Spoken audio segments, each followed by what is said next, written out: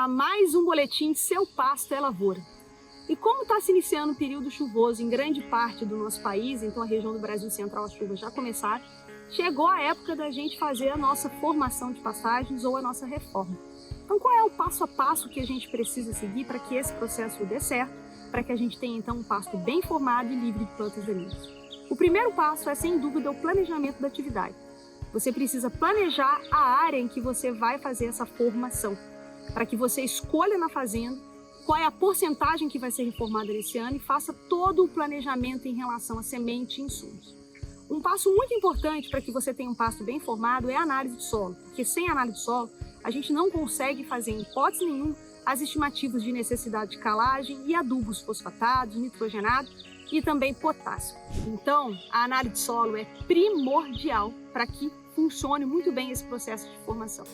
Depois do resultado da análise de solo, nós vamos avaliar a necessidade ou não da calagem.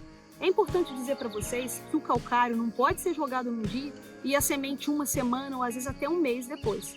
Nós precisamos esperar o calcário reagir. E essa reatividade do calcário, ela depende de água. Então também não adianta nada a gente colocar o calcário no solo, esperar 90 dias e depois fazer a semeadura com pouca chuva. Se choveu muito pouco nesse intervalo de 90 dias, não adianta. Então, uma margem de segurança para a gente ter certeza que o calcário reagiu é esperar chuvas entre 200 e 300 milímetros. E aí a gente tem absoluta certeza que o calcário reagiu nesse solo.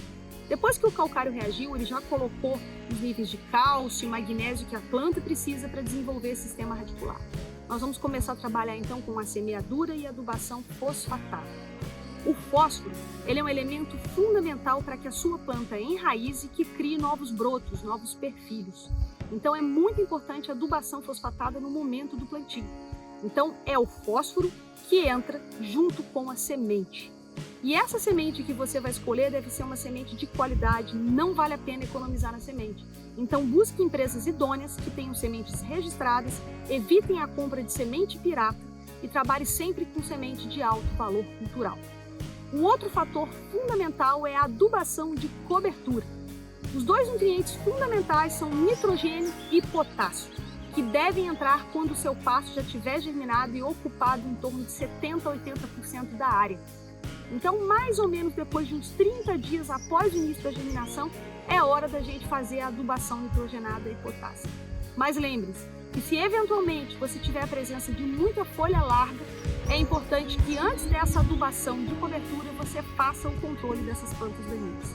Então, controlando planta daninha, depois fazendo a adubação de cobertura, o seu pasto vai preencher o solo muito bem e você vai ter um pasto duradouro.